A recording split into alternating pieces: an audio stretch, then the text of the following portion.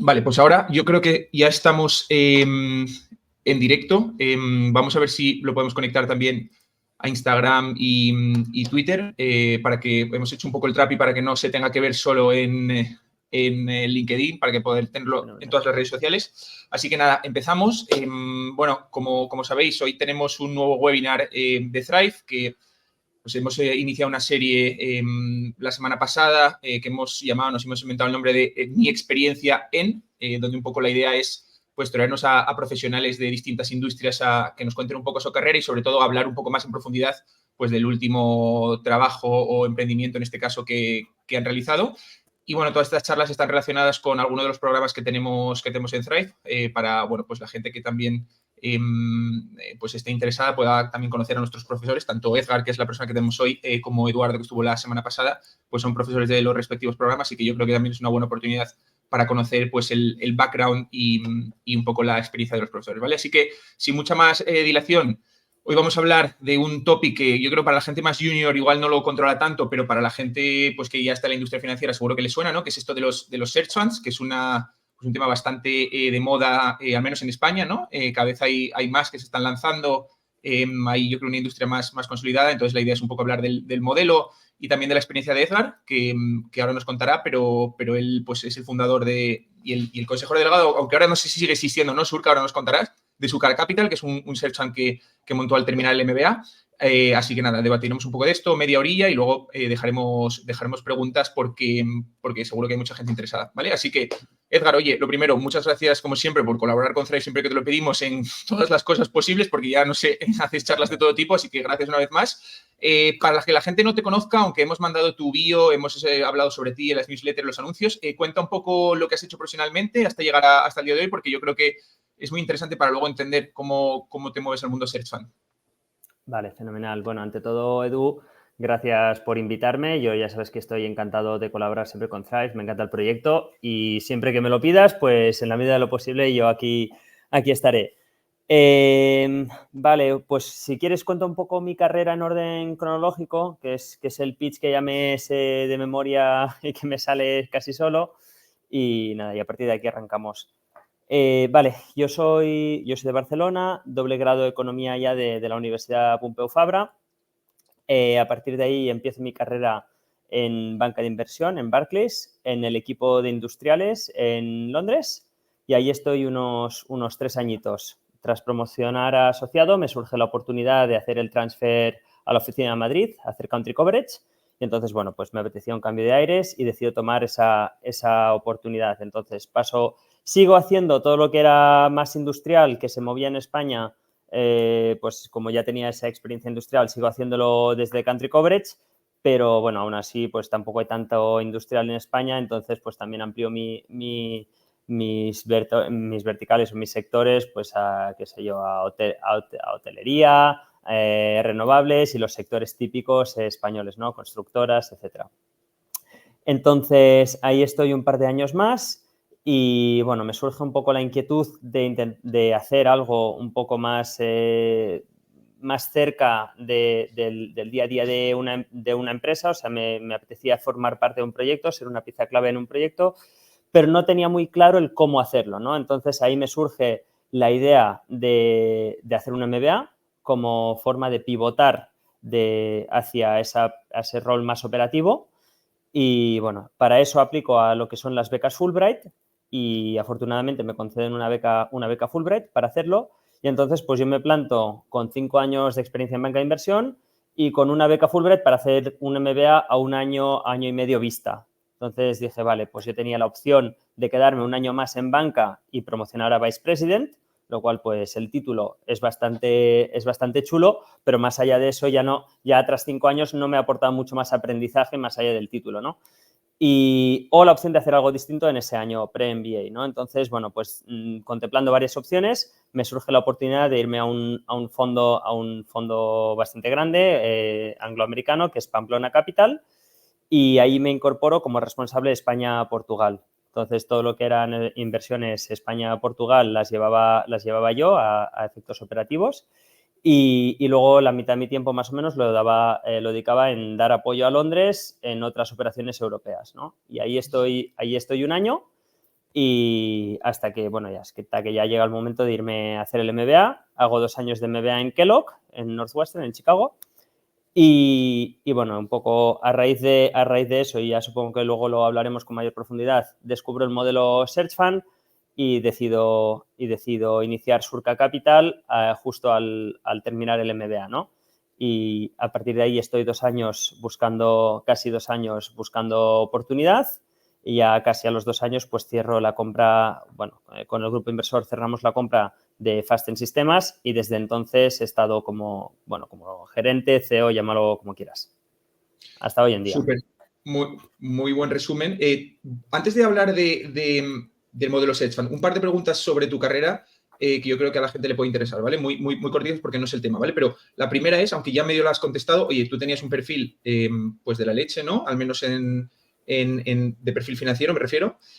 ¿Por qué irse a un MBA, ¿no? O sea, ya decías que era un poco para moverte a la parte operativa, pero tú que eres un tío que piensa mucho sobre su carrera, ¿no? Y seguro que has analizado todas las opciones. ¿Por qué lo del MBA, que es 2 años, es caro, aunque en tu caso con la beca no? Entonces, cuenta un poco el razonamiento. Claro. A ver, para mí el tema del MBA es complicado. O sea, cada persona, no hay una respuesta sí o no, hacerla o no hacerla, ¿no? Cada persona tiene que analizar su cost-benefit. ¿Qué pretendes sacar del MBA y qué te cuesta? Para mí, evidentemente, viniendo de 5 años de banca de inversión, el coste de oportunidad era muy alto.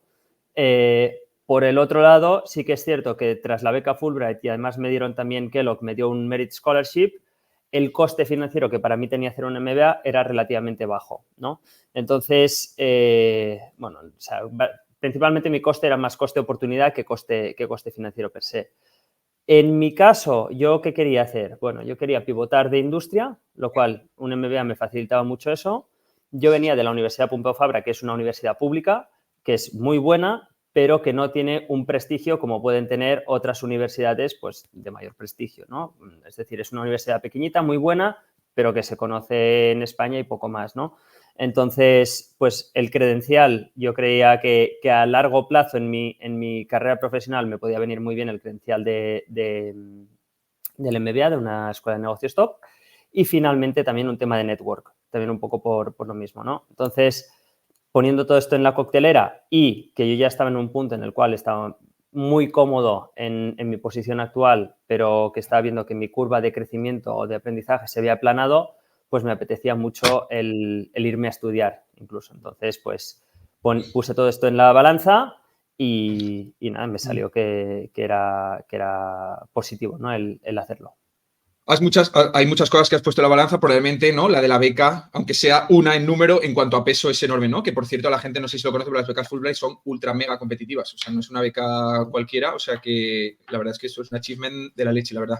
Otra pregunta sobre carrera, que tiene 2 partes. La primera es, ¿cuándo te empiezas a plantear seriamente el modelo Search? Porque entiendo que sonarte igual medio te sonaba antes, eso primero. ¿Y cómo pensaste? Antes hablabas de tu coste de oportunidad de, oye, yo estoy en banca de inversión, tengo muy buena seniority, muy buena tal, me tengo que ir 2 años, es un coste de oportunidad enorme, pero salir de Kellogg a emprender por adquisición, como ahora lo explicaremos, también es un coste de oportunidad enorme, ¿no? Versus irte a un PI, que es lo que podrías haber hecho, ¿no? Entonces, ¿cuándo se te ocurrió y empezaste a considerar? ¿Y cómo fue ese proceso de decisión teniendo en cuenta el coste de oportunidad de no aprovechar tu signaling del MBA?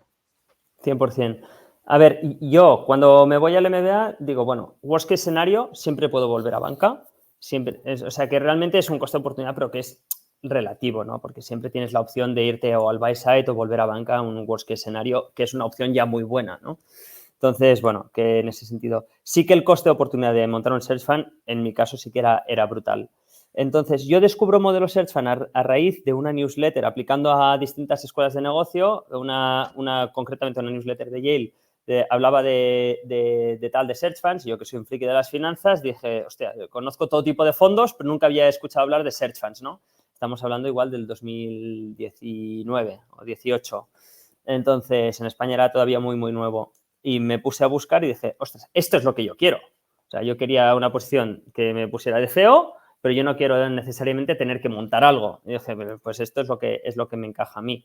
Entonces, bueno, a partir de ahí empecé a explorarlo y ya me pasé, digamos, todo el primer año del MBA explorando el modelo, pues hablando con gente que lo había montado, con inversores, hice prácticas estuve ayudando a uno que estaba haciendo su search en Chicago. Luego también en verano estuve ayudando a unos mexicanos que habían comprado su compañía en México. Y bueno, y con eso me hice una foto de cómo sería mi vida tanto como buscador como CEO.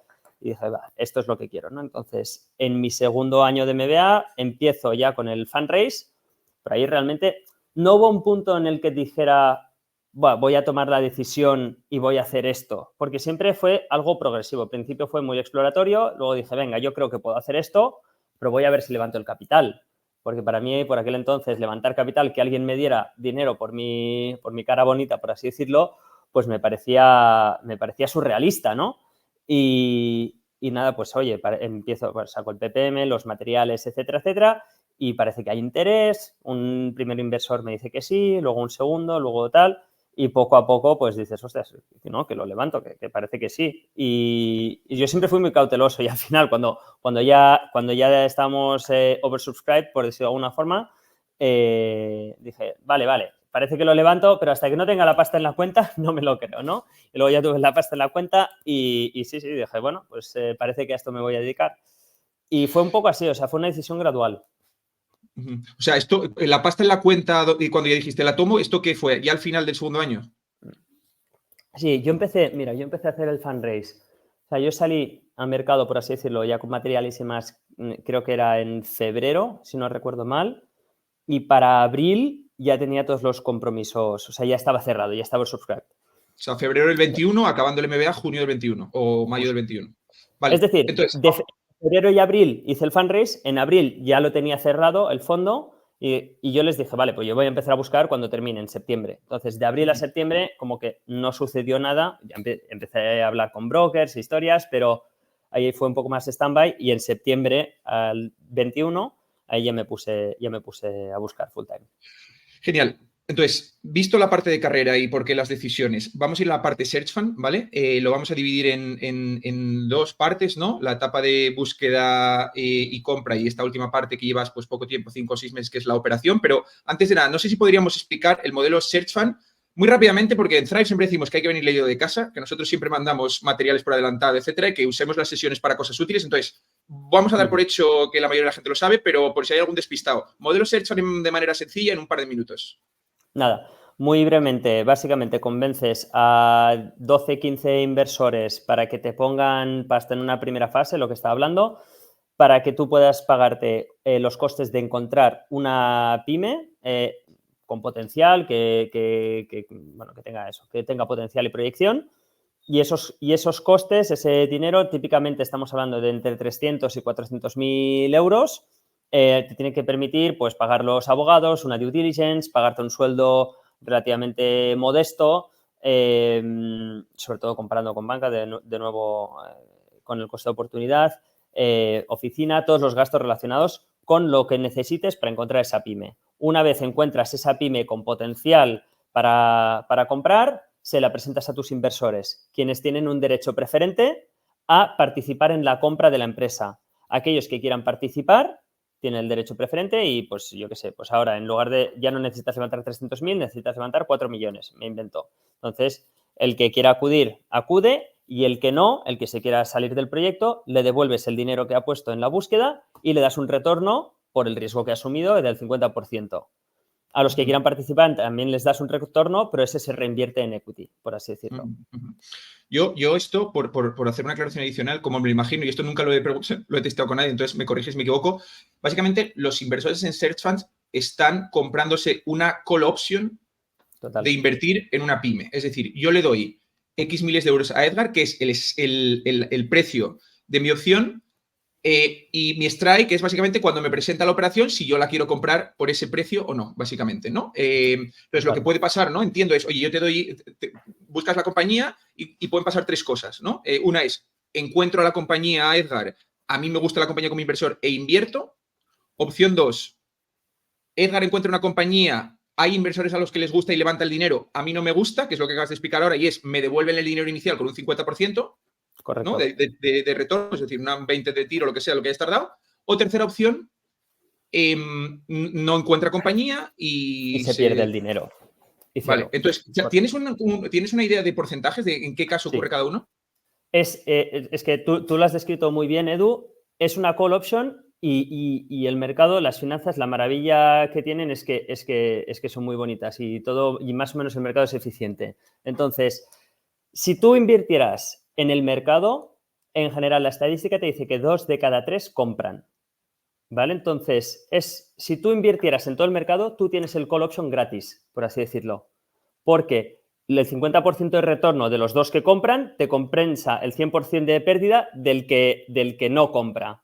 Entonces, si tú tienes si no haces picking, ¿no? de searchers, que luego está en el tema de si tú eres capaz de invertir en aquellos searchers que son mejores o con mayor probabilidad de compra. Pero si tú simplemente compras en mercado, tienes la opción gratis de invertir en las empresas.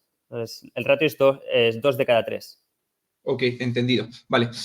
Pues nada, esto. Y luego, básicamente, nada, y ahora pero nos falta un dato importante antes de pasar a la explicación y es, oye, tú dices que te conviertes en el CEO de la compañía, pero no solo en el CEO de la compañía, pasa algo más. ¿Qué es lo que pasa para que la gente también lo tenga? Y lo podemos así a grandes rasgos y luego ya vamos en detalle. O sea, tu stake, no sé. me refiero a tu stake. Sí.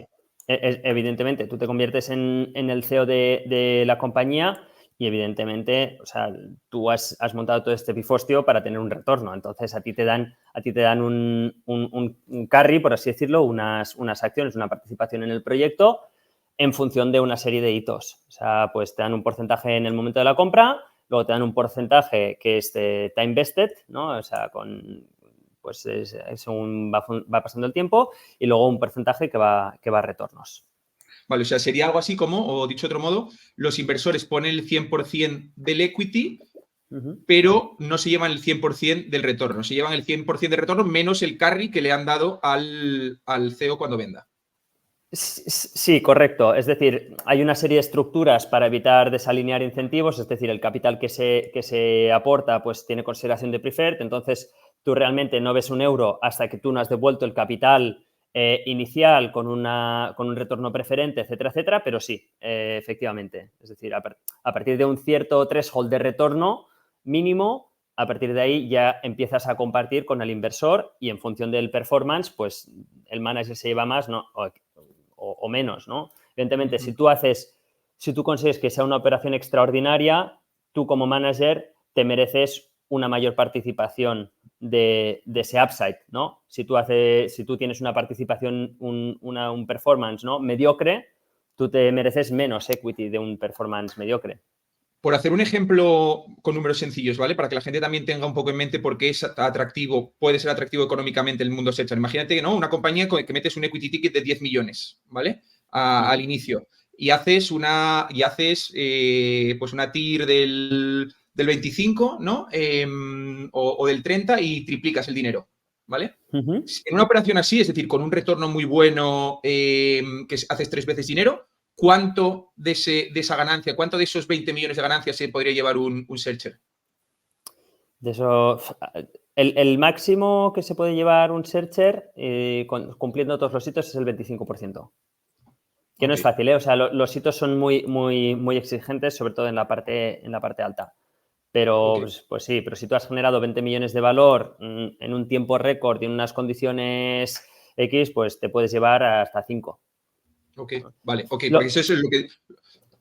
O sea, lo que sucede aquí, Edu, suelen ir de la mano es decir, si tú generas poco valor, te vas a llevar muy poco, porque no vas a tener mucho carry y además vas a tener poco porcentaje de algo muy regulero. Entonces no te va a salir a cuenta. Tienes como un apalancamiento ahí, ¿no? Claro, pero cuando la sacas del parque y va muy bien la operación, entonces ahí tienes un mayor porcentaje de algo que ha ido muy bien. Entonces, claro, en las colas, por así decirlo, en la cola de la derecha, pues ha habido searches que realmente se han hecho millonarios con esto. No es el caso base tampoco, no es lo habitual. No, pero está muy bien la aclaración de que es un carry sujeto a unas condiciones, porque siempre se dice, no, el searcher le dan un 25% del equity. No le dan un 25% del equity, le dan un up to 25% del retorno económico en el caso de que se produzca un muy buen retorno económico, básicamente. Eso es un poco y del surplus, exacto. Exacto, ok. Un par de preguntas sobre fundraising. Dijiste una cosa antes que me quedé pensando y dice, bueno, estuve preparando materiales. ¿Qué materiales? Si no hay target. O sea, ¿qué cuentas en los materiales? No, tú lo que preparas es un Private Placement Memorandum. Es decir, lo mismo que un prospectus de una IPO o que un... bueno, yo de hecho cuando estaba en banca yo preparé Private Placement Memorandums. Lo único que para operaciones de 200 millones sí, pero ahí para arriba, analizabas ¿no? un activo, ¿no? Ahí analizabas o contabas un activo. ¿Tú qué contabas en tus Claro, materiales? Eso es lo que pregunto. No, pero tú estás vendiendo un activo, que es una participación en un venture o en una empresa, que la empresa no tiene nada, tiene un objetivo. Pero Claro, claro. sí que realmente tú estás vendiendo un activo financiero. Lo único que es un activo financiero muy O risky, sea, ¿no? y es un Es como un intangible, o sea, pre-seed, es tu habilidad, o sea, es algo literal. intangible. Sí, o sea, pero Pero, tú pero, ahí pero, en no, pero, el... pero es peor, pero incluso peor que una startup, porque tú una startup te puedes inventar el business plan. Pero aquí, ¿qué Sí. pones? Bueno, aquí realmente tú lo que explicas es el modelo, lo que vas a hacer, ¿no? Es decir, oye, yo voy a estar 2 años buscando para comprar una compañía y yo creo que tengo las condiciones tanto para encontrar la compañía y poder cerrar la compra como para luego operar la compañía. Y luego ya es decisión del inversor el evaluar si tú cumples con ese criterio o no. Vale, o sea, entonces, un poco por aterrizar Te al final vendes es, a ti oye, mismo. claro, soy Edgar con estas credenciales, etcétera, etcétera. Una pregunta aquí. ¿Tú tenías alguna tesis de, oye, quiero este sector o tal, o era generalista? Yo siempre fui agnóstico. Yo creo que en un país como España, al menos cuando yo empecé, no tenía mucho sentido tener una tesis muy, muy encorsetada en cuanto a sectores. Sí que tenía quizás alguna estrategia de búsqueda que podía ser ligeramente distinta a lo que se estaba haciendo en el mercado, pero no traía mucha tesis, la verdad. Vale. Y otra pregunta también respecto al fundraising inicial. Oye, tú al final eres una persona con unos credenciales a priori, ¿no? Muy, muy atractivos. ¿Tú eres el searcher medio en cuanto a perfil? ¿Qué otros tipos de perfiles hay? Es decir, alguien que diga, bueno, me interesa este modelo, pero no sé si tengo el perfil. ¿Cuál es un perfil invertible, por así decirlo? A ver, sobre el papel y no correlación, es decir, yo creo que no hay una correlación clara entre mejor perfil, mayor probabilidad de compra o mayor éxito en el search.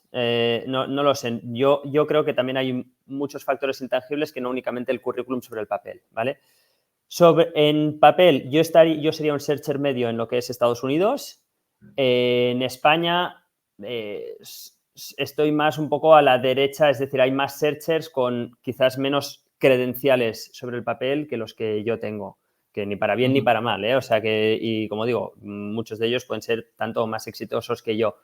Pero sí que es cierto que para mí lo que era un gran coste de oportunidad, por ejemplo, a nivel salarial, el asumir un salario de searcher, para el searcher medio español no es tan así. Es decir, el cobrar un salario de search, que normalmente se mueve entre los 60 y los 80, 85 mil euros anuales, para muchos searchers en España, que venían de hacer carrera en España, pues es un sacrificio relativamente bajo a nivel salarial, ¿no? Mientras que para mí, pues, pues tenía un coste muy significativo. Eso por un lado. Luego, pues bueno, a efectos de trabajar en compañías internacionales y demás, pues hay un poco de todo. Vale. O sea, entonces dirías que en Estados Unidos el searcher tipo es un ex consultor, ex banquero similar que hace MBA y que con 30 años se plantea hacer un search fund, ¿no? Y en España dices que es un poco más variado. Yo, curiosamente, y esto lo digo ya como anécdota, en Thrive muchos searchers nos escriben para fichar interns, ¿no? No sé por qué, yo creo que se ha hecho una buena, no sé si por ti, pero yo el otro día contaba 19 personas de Thrive han hecho internships en search funds y sí que es cierto que es variado, es más variado, o sea, hay igual una persona alguno que ha hecho MBA, gente que igual más mayor, que trabajaba más en empresas industriales. Tengo en mente un chico que venía de public markets, que no venía de private equity, es un poco más variado, es cierto, es cierto. Que yo creo que eso también puede incluso ser positivo para el ecosistema, porque igual hay una oportunidad que a mí, yo persona muy financiera, muy tal, puede no encajarme. El otro día hablaba con unos arquitectos que están mirando una compañía que está muy relacionado con el mundo construcción, ¿no? Entonces, igual esta gente, si no tuviera su background en arquitectura, no estarían cómodos con ese tipo de compañía. Entonces, igual creo que eso puede ser positivo, el que haya mayor diversidad de bagajes haciendo este proyecto. O sea, no lo veo como algo negativo en absoluto. Vale, para terminar la parte del fundraising, ¿algún consejo a alguien que esté haciendo fundraising? Dijiste una cosa que se dice siempre también en startups, ¿no? De hasta que no vea el dinero en la cuenta no está cerrada la ronda. Eso es un buen consejo. No sé si hay algún consejo más que se te ocurra. De fundraising, a ver, lo de no tomar un no como respuesta, yo soy muy ventas, o sea, sin llegar a ser pesado ni impertinente, pero yo a algún inversor lo he conseguido rescatar después de que me dijeran que no. Sí, o sea, sobre todo ventas. Al final, hacer fundraising es venta pura y dura. Entonces, Vale. Entonces, septiembre de 2021, te vuelves a Madrid y comienza Surca Capital. ¿Qué haces durante o cómo haces el setup, ¿no? Es decir, te fichas un equipo, ¿cómo es un poco los primeros meses para ponerte, ¿no? Preparar las cosas para ponerte a curar. Sí. Eso es muy curioso porque el primer día, o sea, evidentemente ya vienes pensándolo de antemano, ¿no? Pero el primer día que dices, venga, ya estoy en Madrid, ya he vuelto de vacaciones, tal, voy a ponerme a trabajar. ¿Y ahora qué hago? ¿No? Porque no.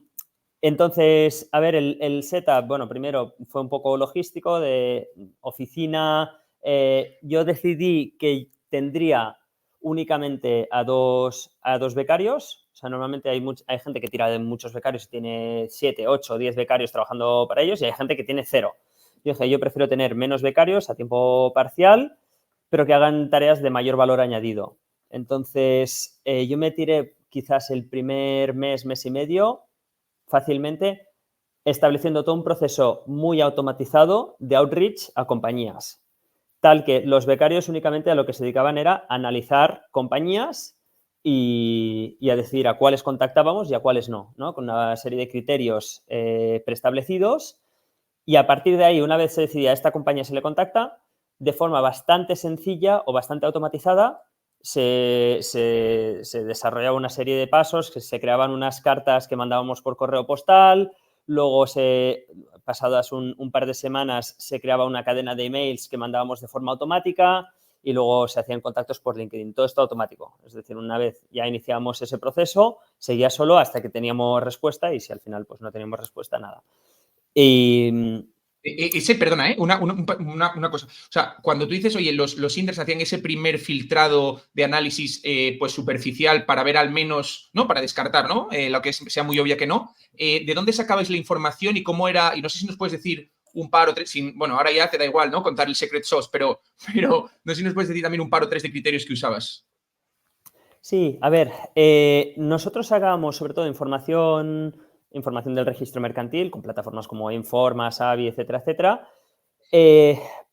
Pero, y los criterios que utilizamos al principio para decidir si contactábamos o no con una compañía eran muy básicos. Es decir, tú siempre estás mirando motivos para descartar la compañía. Si yo no tengo motivos para descartar esta compañía, sigo adelante, ¿no? Y entonces es darle la vuelta. No es plantearte si la compañía es muy buena, sino es lo suficientemente mala como para que no me merezca la pena ni tan siquiera empezar un proceso de mandarle una carta y mandarle 4 mails que es automático. O sea, muy mala tiene que ser para que a ti no te compense hacer eso. Y evidentemente hay muchas que no nos compensaba, ¿no? Entonces ahí mirabas por cosas muy obvias como, yo qué sé, pues márgenes de un 2%. Pues dices, eso no me interesa. Sectores, había una serie de sectores que descartábamos de entrada. Por ejemplo, pues yo qué sé, real estate. Real estate, nosotros no nos vamos a comprar un portafolio de pisos en alquiler, no tiene sentido, nunca vamos a llegar a los retornos, eso es otro player, igual que infra, igual que instituciones financieras. Construcción, pues a mí, por ejemplo, no me gustaba por temas de dinámicas y ciclo, ¿no? Gaming, yo, por ejemplo, lo descartaba por la única industria por tema ético, por ejemplo, ¿no? Entonces, una serie de criterios, pues tanto por sector o a nivel financiero.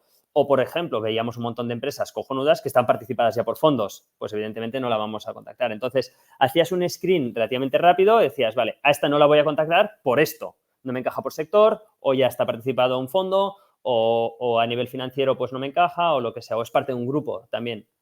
Entonces, ese es el motivo por el cual no automatizábamos esa parte, porque al final sí que hay mucho intangible que ahí yo creo que un ojo humano realmente aportaba ese valor diferencial. Ok, vale, y por hacer un poco unos números y que la gente se haga una idea, ¿tienes en la cabeza cuántas empresas, no sé si como el funnel, ¿no? De cuántas pasaron por vuestro filtro, cuántas contactasteis, etcétera, etcétera? Sí, y te seré, más o menos lo tengo en la cabeza, pero justo antes de la conversación me lo he mirado porque sabía que esto caería. Vale, nosotros screeneamos a nivel propietario unas 11.000 empresas. O sea, 11.000 empresas, alguien les echó un vistazo, ¿vale? Que pueden ser 30 segundos. De estas 11.000 decidimos contactar con 1.100, ¿vale? O sea, 1.100 pasaron el filtro, aproximadamente un 10%. Aparte de esas 1.100, le tienes que añadir unas 100 que vinieron por broker. O sea, por broker nos llegaron, no las tengo digamos, contadas, ¿no? Porque eso como broker, no, para aclarar, o sea, advisors por financieros asesor, o asesor un financiero. asesor. Vale. Bueno, asesor o intermediarios. Una persona del pueblo que conocía al dueño, sí. Literal, o sea, yo me he encontrado operaciones donde hay 4 entre medias y todos intentando cobrar la fee. O sea, el que asesora al vendedor, el que conoce al que asesora al vendedor, el que conoce al que conoce al que asesora al vendedor y el tío que me ha contactado a mí.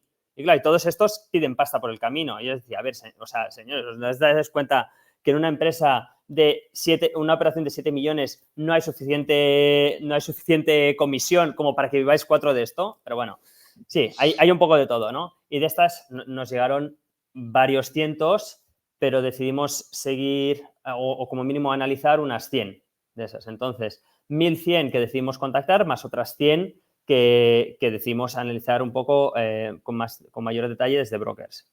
De esas 1.100 propietarias, les contactábamos y yo, por lo que me dicen los inversores, claro, yo no sé las estadísticas de otros searches, ¿no?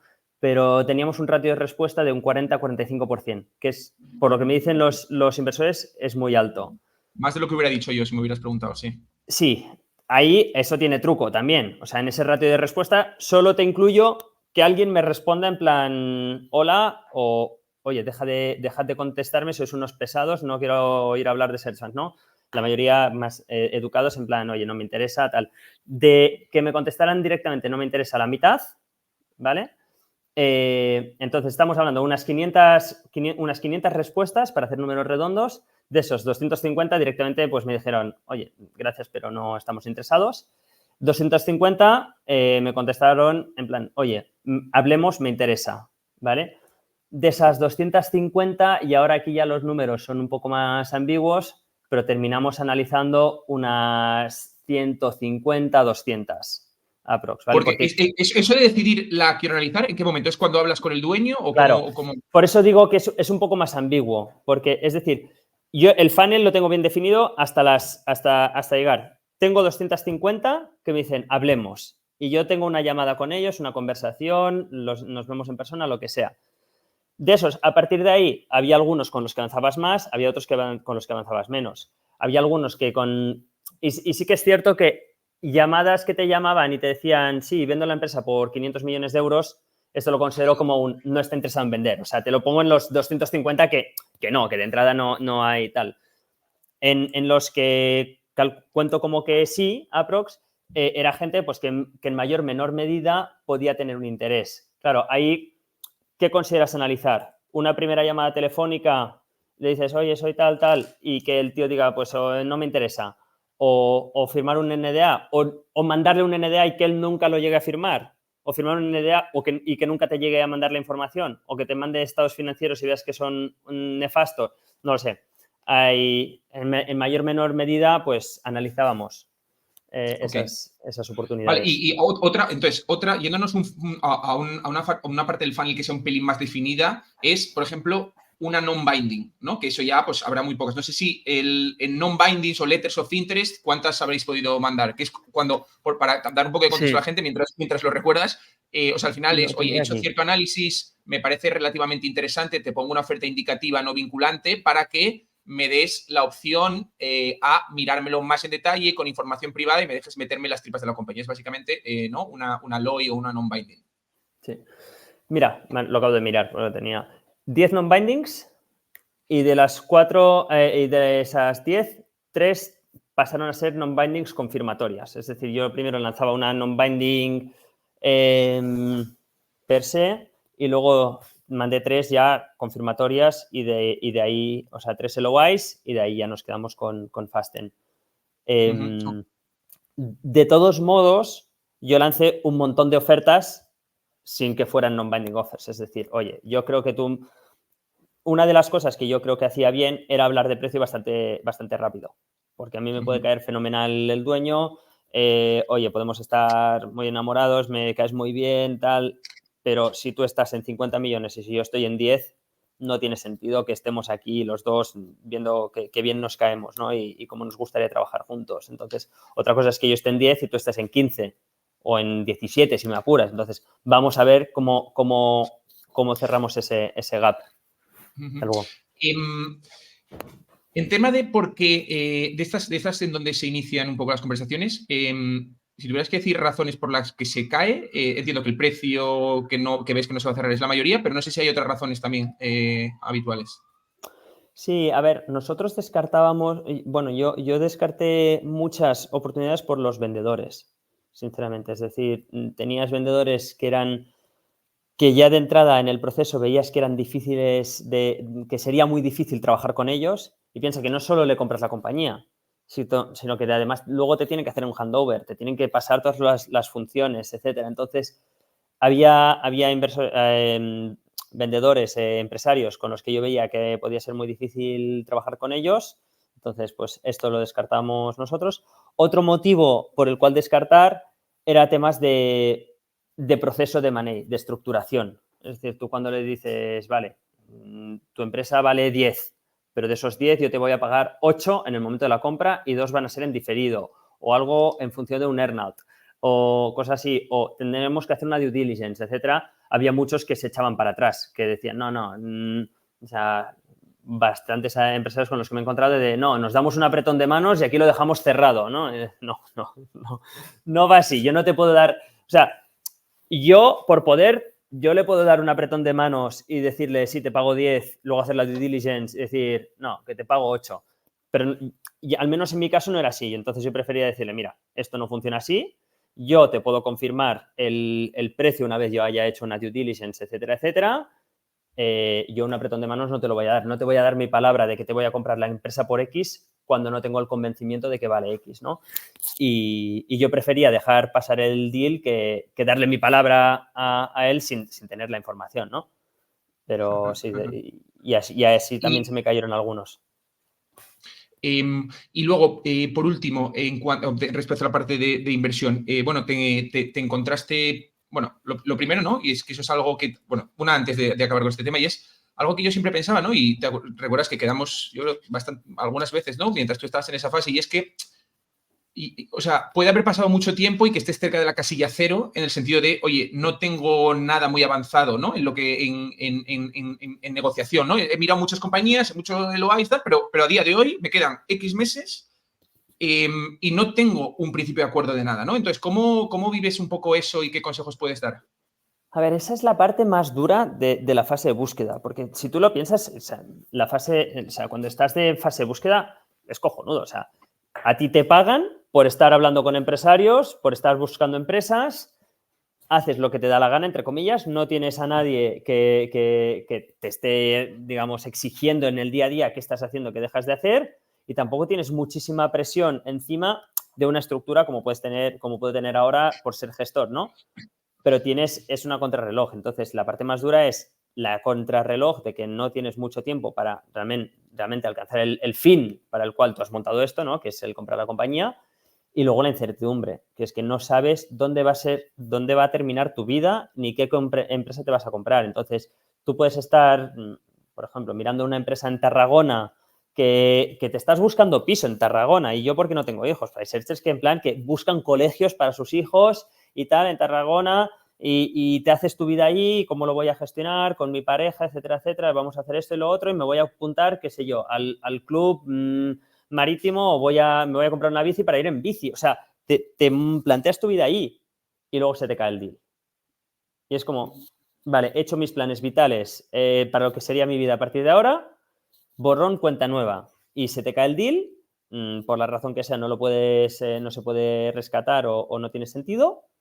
Y venga, pues ahora, ¿a dónde me voy? ¿No? ¿Y con qué empiezo? Y puede ser que la siguiente oportunidad que tengas más avanzada no tengas ni el NDA firmado. Y dices, vale, he estado 3 meses o 2 meses con esto y yo ya me veía viviendo ahí y ahora pues vuelvo a la casilla de salida con mucha menos pasta en el banco. Entonces, esa es la parte más dura. Respecto a un poco ya la compra, bueno, ahora contarás exactamente, bueno, cuenta un poco bueno, sobre tu compañía de ahora, cuándo la compraste, dónde está situada, qué es lo que hacéis y también si específicamente de este proceso de adquisición hay algo destacable que igual hiciste mejor o simplemente hay un componente suerte en los procesos, ¿no? Que no depende de ti, ¿no? Pero si hay algo que destacar de este proceso, quizá lo puedes comentar. Vale, a ver, por pasos. En Fasten Sistemas lo que hacemos es, hemos desarrollado un sistema basado en perfilería de aluminio que es modular, que nos permite construir o hacer cualquier tipo de estructura industrial, ¿vale? O sea, cualquier cosa que pueda ir dentro de una fábrica, desde una mesa de trabajo a una plataforma, a unas estanterías, a un cerramiento de seguridad, lo que sea, ¿no? Y eso lo podemos hacer todo a medida porque tenemos un sistema modular. Piensa como en unas piezas de Lego. Y entonces nosotros tanto vendemos las piezas de Lego, por decirlo de alguna forma, como vendemos la estructura ya hecha si el cliente nos lo pide, ¿no? O sea, bueno, esto es lo que hacemos. Estamos en Valladolid y yo estoy aquí o sea, cerramos la operación, estoy desde un poco antes, porque ya antes de cerrar la operación yo ya estaba trabajando aquí en Fasten. Y desde agosto que cerramos la operación, pues ya estoy como gerente. Uh-huh. No, No, iba a contestarte, tema proceso, si hice algo distinto. Yo creo que es un poco dar con la empresa y con la persona adecuada. Una cosa que fue distinta del proceso de Fasten con los otros procesos que tuve, pues que primero que tuve muy buena dinámica, muy buena química con los vendedores, con los dueños, eran 2 socios. Y realmente desde que empezamos a hablar hasta que cerramos la operación igual pasaron 7, 8 meses. Y tuve muchísima interacción con ellos de irnos a comer, irnos a cenar, visitar la planta, etcétera. Y eso hizo que, bueno, formamos una relación de confianza que yo creo que fue esencial de cara a poder terminar cerrando. Alguien desde fuera podría decir, oye, si al final esto es una transacción mercantil, dame mi dinero y ya. ¿Por qué es tan importante esa relación con los vendedores? Si los vendedores ya pues poco tienen que ver con eso, ¿no? Al menos económicamente. ¿Cuál es la razón de esto? Piensa que la mayoría de empresarios de pyme en España, supongo que en otras partes, ¿no? Para ellos la empresa es su tercer hijo, ¿no? O sea, es como un hijo para ellos. Entonces, y la mayoría de ellos, sinceramente, después del tipo de empresas que nosotros compramos, que son empresas rentables, con buenos márgenes, con cierta proyección de crecimiento, la mayoría de empresarios con los que hablamos, primero, tienen la vida resuelta. Segundo, tienen una edad relativamente avanzada. Con lo cual, son empresarios que un 5% de delta en el precio no les cambia la vida, ¿vale? Pero el poder vender en la compañía a alguien con quien ellos confían que va a llevar bien la compañía, para ellos tiene muchísimo más valor que ese pequeño delta que puedan tener, ¿no? en precio. Y ese es el motivo por el cual es tan importante la relación de confianza que consigas con ellos. Aparte que luego también, si vendes a un fondo de private equity, muchos fondos de private equity pagarán más, pero también la mayoría exigen una permanencia del CEO, ¿no? En este caso, pues el empresario. Entonces dices, bueno, he vendido la empresa y paso a trabajar para otro, con lo cual tengo mucha más presión que la que tenía antes, porque ahora ya no trabajo para mí, trabajo para un socio que me exige y encima yo no me quedo el surplus, ¿no? No me quedo el upside porque ya he vendido la compañía. Entonces, por eso yo creo que la figura Search Fund tiene sentido. Para Hay una algunos, pregunta aquí claro. Hay una pregunta aquí que no sé si la puedes responder o no, porque no sé si es público, que es si los vendedores reinvirtieron el deal, que esto es muy típico, ¿no? De deals de este tipo. En nuestro caso sí que es público y es así. O sea, ambos vendedores reinvirtieron en el deal. Para ellos era condición para hacer la operación y para mí era muy importante que reinvirtieran. O sea, los dos estamos alineados que ellos aportaban valor estando dentro del proyecto y ellos estaban convencidos de que había valor en la siguiente fase del proyecto. Entonces, que esto es un poco técnico, ¿no? Pero al final dice, oye, reinvertir, ¿qué significa? Bueno, reinvertir es que de facto estás comprando tu propia valoración, ¿no? Porque estás reinvirtiendo la valoración que tú estás vendiendo, ¿no? Entonces es como que lo que dice Edgar, ¿no? Que, oye, todavía creen que hay upside porque si no, es cierto que la mayoría del valor ya lo han sacado, ¿no? Eso es evidente, ¿no? Pero que, oye, que siguen teniendo una parte reinvirtiendo a la misma valoración de la que estás invirtiendo tú, ¿vale? Vale, un par de cosas más. Ya la siguiente fase. Entraste a la compañía en agosto, llevas 6 meses, 7 meses. ¿Cómo es o sea, qué hiciste el primer mes? ¿Cómo es el primer mes? ¿Llegas ahí? Hola, soy Edgar, el nuevo dueño. Sí, la tesis es no tratar de no romper nada, sobre todo los primeros 6 meses. A ver, cuando entras, el primer mes es entender el negocio. O sea, tuve reuniones con todos los empleados. Las 2 primeras semanas estuve en el taller, literalmente, pues, oye, poniendo tornillos, montando cosas, cortando aluminio, lo que hiciera falta. Y luego también tener reuniones con todos los empleados para entender el negocio. Y el primer mes básicamente eso, visitar algún proveedor, visitar algún cliente de confianza e ir cogiendo un poco de conocimiento del producto y del mercado. No toques nada, no rompas nada. Ok. Y cuando tú entraste en la compañía, o sea, hay un tema aquí también de, oye, ¿cuál es tu estrategia, ¿no? Y cuál es un poco dónde estaban las palancas de valor. Si tú tuvieras que decir un poco cuál era tu tesis, más allá de comprar un buen precio, etcétera, ¿cuál eres un poco que dices, fuera haciendo A, B y C, pues parece que podemos generar pues valor para los accionistas? A ver, cada empresa es un mundo. En nuestro caso, lo que veía es que Fasten era una empresa buena, que funcionaba bien, y que funcionaba muy bien sin tener una fuerza de ventas, sin poner esfuerzo de ventas. Entonces, pues mi tesis era que poniendo una fuerza de ventas y poniendo mayor esfuerzo en el aspecto comercial, pues nos podía ir mejor. Y eso es en lo que estamos apostando. Más allá de esto, Okay. también, pues evidentemente ves ciertas mejoras organizativas, operativas y demás, pero que tampoco no son suficientemente grandes como para que te muevan la aguja significativamente. O sea, realmente la tesis importante era en lo comercial. Sacar más producto, es decir, nosotros, como te he dicho, tenemos un sistema modular que nos permite sacar todo tipo de producto. Entonces, sacar más producto o venderlo mejor, es decir, hoy por hoy no tenemos un catálogo de las aplicaciones que se pueden hacer con nuestro producto. Entonces, a nada que saques un catálogo de eso, pues igual el cliente le es mucho más fácil saber qué te puede comprar, ¿no? Es como si tú vas a alguien y dices, no, yo te puedo hacer lo que quieras, ya, pero muchas veces el cliente no sabe qué quiere. Entonces, si tú le das un catálogo de, mira, estas son las mesas que puedo hacer, y estas son los cerramientos de seguridad que puedo hacer, y estas son las plataformas que puedo hacer, ahí pues te facilita mucha venta, ¿no? Básicamente todo iba más enfocado de cara a venta, producto, abrir canales, contratar comerciales, etcétera. Y ya tengo tengo dos, pero en relación con esta, y te iba a preguntar, ¿no? De cuál crees que es tu mayor valor, ¿no? Como CEO. Has comentado, ¿no? Lo de tener una visión más comercial. No sé si hay algo más que tú crees que aportas versus los dueños anteriores. Sí, esto aplica a Fasten y aplica, yo creo que al 99% de las empresas que estuve analizando y que estuve mirando como potenciales empresas para comprar, que es que realmente tú traes muchas más ganas que el actual dueño, mucha más energía. O sea, yo no lo voy a hacer mejor, hablo de Fasten o de cualquier otra empresa de las que analizáramos. Es decir, yo no lo voy a hacer mejor ni porque tenga un MBA, ni porque sea más listo, y muchas veces ni porque sea más trabajador. Yo lo voy a hacer mejor porque tengo mucha más ambición y tengo muchas más ganas ¿sabes? De ponerme a correr y hacer 3 bases seguidas.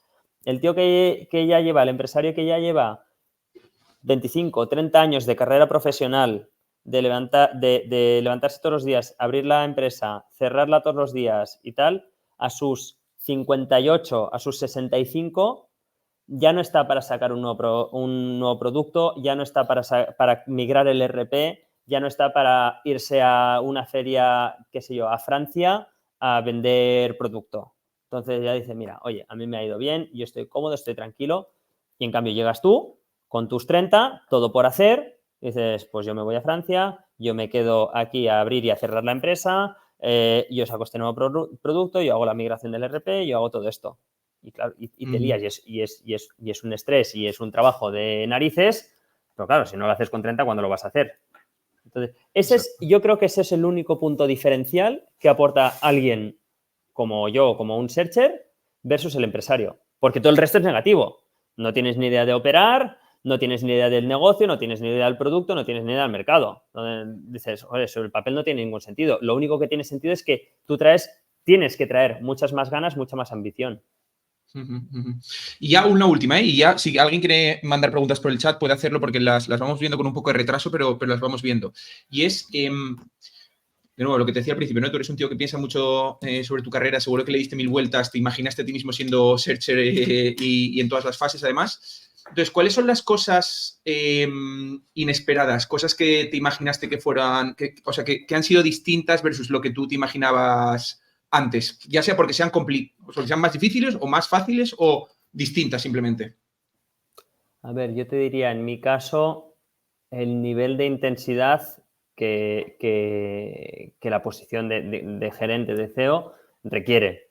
Que al final, pues tú ya sabes que va a ser intenso, ¿no? Y que vas a tener que estar a 50 cosas. Bueno, tú también lo sabrás, Edu, que estás en una posición parecida, ¿no? Tú ya sabes que vas a tener que trabajar mucho y que, oye, que habrá muchas cosas que dependerán de ti, etcétera. Pero una vez estás ahí, aún así no deja de sorprenderte la cantidad de cosas por hacer y la cantidad de decisiones que tienes que tomar a lo largo del día y más, por ejemplo, en mi caso, que yo pues tampoco no tengo muchísima idea. A mí hay veces que me preguntan cosas, yo, es que no tengo la más remota idea de, oye, Edgar, el mecanizado, la fresa que tenemos que usar para el mecanizado de no sé qué, mira, ahora ya sé, o sea, ya sé que es una fresa, ya sé que es un mecanizado, pero de ahí a decirte qué fresa tienes que usar para este mecanizado, ya se me escapa, ¿no? Entonces, nada, lo que me ha sorprendido es eso, el nivel de intensidad, que requiere. Y luego también, por otro lado, también me ha sorprendido hacía mucho tiempo que yo no estaba tan contento con mi trabajo, con mi día a día. O sea, aún llegar, digamos, por la noche reventado a casa, me encanta lo que hago. Y independientemente vaya bien o mal, ¿no? Y aún cuando tienes malos días, porque los tienes, lo ves a largo plazo y dices, me gusta lo que estoy haciendo. Vale, oye, genial, pues es que me he alargado más de la cuenta, pero me está pareciendo muy interesante. Hay aquí unas cuantas preguntas que te voy a ir soltando, ¿vale? Que, bueno, creo que en general son bastante rápidas. En primer lugar, ¿cuál es la estructura jurídica del Search Fund? Aquí me refiero al vehículo, me entiendo, al vehículo que montas durante la búsqueda. Está fácil, rápido. Una SL. Aquí en España no nos complicamos y nada, no se buscan cosas sofisticadas. ¿Algo que tener en cuenta respecto a la regulación? No. Una O SL. una SL normal. Vale. ¿Bajo qué regulación? Es una SL y como tal, pues todos los inversores son profesionales, no está regulado, no es un fondo, no hay CNMVs, no hay historias. Son inversores privados invirtiendo en una empresa privada. Y la mayoría de todos los inversores que tienes son profesionales, con lo cual no hay temas. Ok. ¿Dónde los encuentras los inversores? Cuando tú dijiste, me voy a poner inversores Search Fund, ¿cuáles son un poco las bases o los orígenes? ¿Dónde los buscaste? Vale, pues yo, por ejemplo, lo que hice fue mirarme todas las webs de los search funds que había en España y había varias webs de search funds que ponían la lista de sus inversores. Mi tesis inicial fue, oye, pues si es un inversor que ha invertido en algún search fund en España, pues puede estar interesado en invertir en un segundo. De ahí te haces una lista y luego, evidentemente, a través de... Lo mismo hice para Estados Unidos. En Estados Unidos sí que hay muchos fondos que te vienen a hablar. Entonces, a raíz de los primeros contactos que vas haciendo o de hablar con otros searchers, ya te vas enterando de quién se mueve en este mundillo. De, pues, oye, están estos inversores que he visto que han invertido, he hablado con un searcher y me ha recomendado a dos, he hablado con un inversor y me ha recomendado que hable con fulanito, y de ahí te vas haciendo un poco tu network, tu círculo. Y luego también hay quienes van fuera del mundillo search fund, por así decirlo, y hablan pues con empresarios de confianza, por así decirlo, o con gente que tenga dinero de confianza. Esa era mi pregunta, mi follow-up, y es ¿cuál es el perfil? Es decir, pues yo qué sé, tienes, ¿no? Desde vehículos que se dedican a invertir en hedge funds hasta, ¿no? Family offices, o sea, ¿qué tipo, si tuvieras que decir 3-4 perfiles de inversor? A ver, tienes inversor institucional que se dedica a invertir en search fund, tienes family offices que se dediquen o no a invertir en search fund, high net worth individuals, ya sea porque son high net worth o porque son empresarios, y básicamente family, friends and fools. Ok, Yo, te esto preguntan... para analizar, perdona, dime. Di. Digo, esto para analizarlo yo me hacía una matriz de 4x4, ¿no? Tú en una esquina tienes la esquina ideal que es gente que te conoce a ti muy bien, ¿no? Un ex jefe, un amigo de la familia, lo que sea, y que conocen el modelo Search Fund. Ese es el no-brainer, ¿no? O sea, si te conocen y conocen el modelo Search Fund, fácil. Luego tienes gente que conoce el modelo Search Fund pero no te conoce a ti, en cuyo caso es el segundo más fácil, que es, oye, a este le voy a vender sobre mi persona, pero ya es una persona que conoce el modelo Search Fund. Entonces, él decidirá si yo soy suficientemente bueno o no para ser searcher, ¿vale? Luego tienes otro eslabón de la matriz, que es gente que te conoce a ti, que saben que eres muy bueno, pero no tienen ni idea de esto del Search Fund, ¿vale? Y tú les dices, no, tú me das un dinero ahora, tal, te devuelvo el 50%, y dices, me suena todo a estafa, pero como conozco a Edgar y le tengo confianza y me transmite confianza y sé que no me va a estafar, será que esto tiene sentido. Y luego tienes un cuadrante que es gente que ni te conoce ni conoce el modelo Search Fund. Yo creo que ese cuadrante es una pérdida de tiempo absoluta. Porque suena, o sea, la primera vez que lo escuchas, suena todo estafa. Le dices, no, tú me das un dinero y yo me voy a dedicar a buscar y tal. La gente no lo entiende y con razón. Entonces, si ni te conoce como para que confíe en ti y no conoce el modelo Search Fund, yo creo que ahí yo no perdería el tiempo. Ok. Un par de preguntas sobre la búsqueda. Primero, si tú la hiciste desde Madrid, ¿crees que tiene alguna ventaja hacerlo desde Madrid, desde otros sitios, o no tiene mucho sentido? O da igual.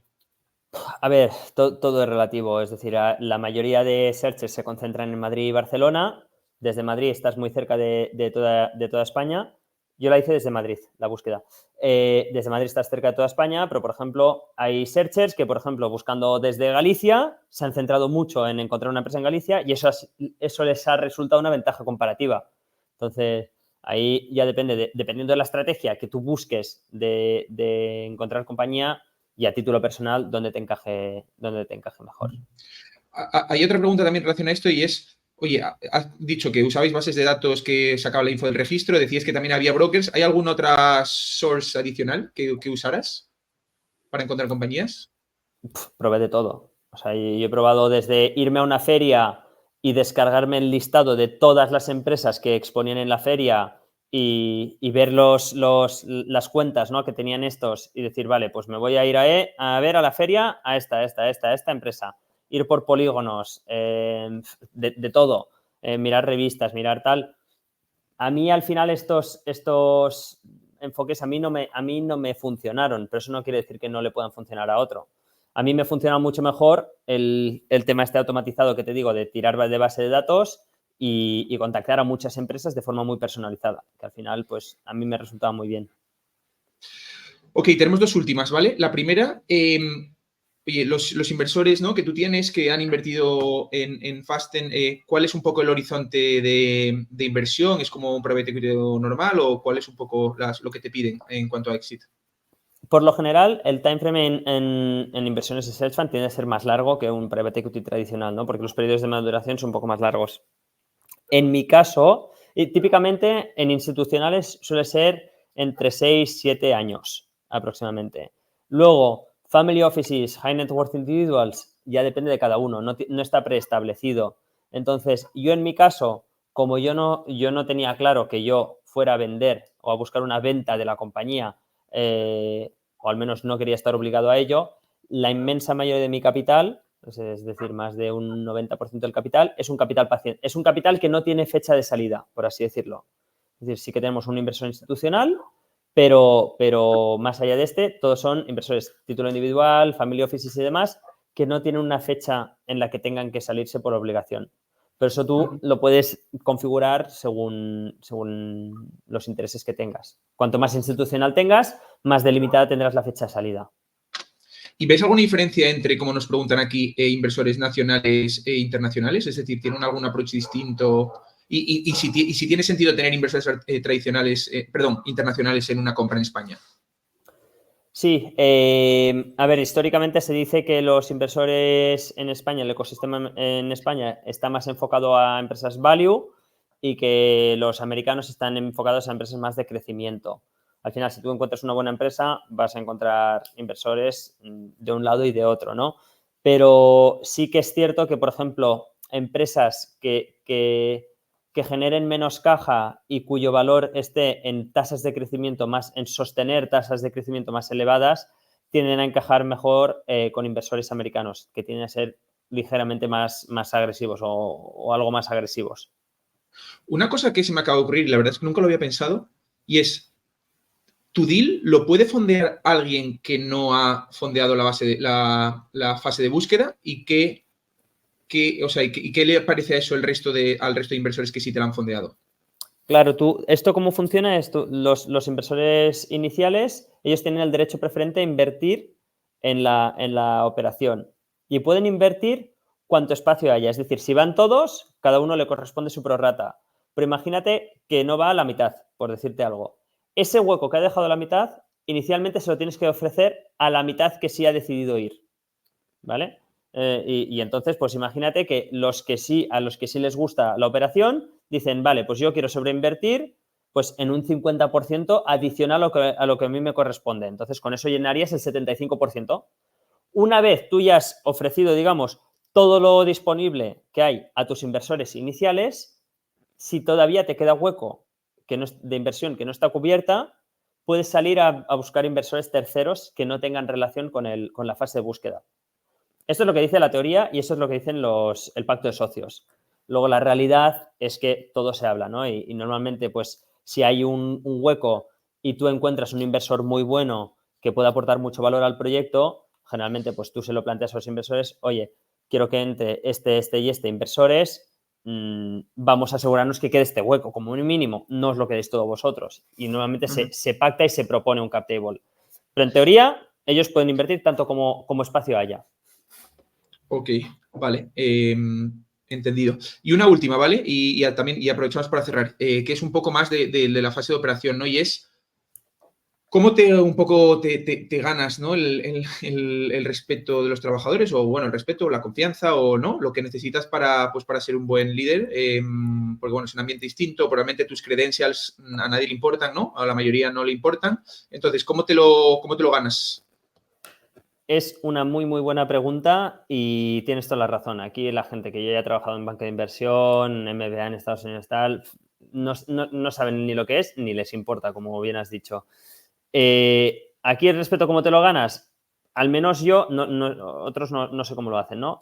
Primero, sabiendo de lo que hablas. Entonces, para mí lo de pasar por taller era esencial, porque si yo no sé cómo se hace un mecanizado, no sé qué se tarda en cortar una barra de aluminio y yo, como demonios, voy a poder decirle a alguien que lo haga, ¿no? Y segundo, pues en mi caso, trabajando mucho y siendo exigente, pero justo.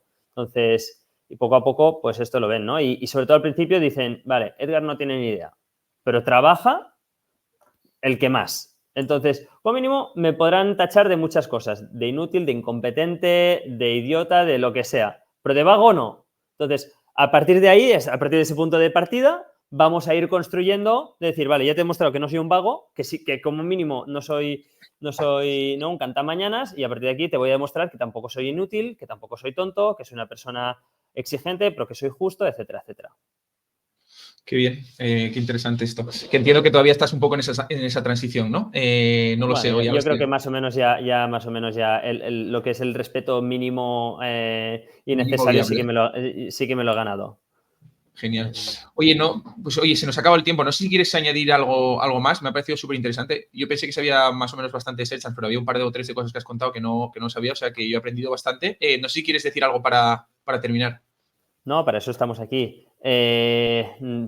Por mi parte, nada más. Agradecer a todos los asistentes. ¿Sabes Pues cuánta bueno, gente se supone? No sé si este número está bien, pero ¿sabes cuánta gente hay conectada ahora mismo, supuestamente? venga, hazme sentir influencer. 1123 pone aquí. No sé si esto está bien, me extraña. Pero bueno, No, me no puede extraña. ser tan popular, Edu. Ese número está mal. Exacto. Perdona, y decir también, la gente que le haya interesado todo lo que ha contado Edgar todas las semanas, ¿no? En su Twitter, que lo pone ahí abajo, cuenta un poco la semana de CEO, que está muy guay, la verdad, todas las cosas que hace cada día para que veáis un poco lo que es pues operar una compañía de estas características. Así que a 1400 sí que lo pone aquí. 1400. Bueno. Sí, es el productor. Es que tenemos un productor aquí. Fenomenal. Vale, oye, pues nada. No sé, bueno, que te he cortado, perdona. No sé si quieres decir algo para terminar. No, nada más. Esto, agradecer la asistencia y si son 1400, pues oye, me siento muy halagado y sobre todo a ti, Edu, agradecerte la invitación y tu tiempo. Y oye, te hago la cuña publicitaria, que yo doy clases en el curso de Private Equity de Thrive y que es algo que me encanta hacer.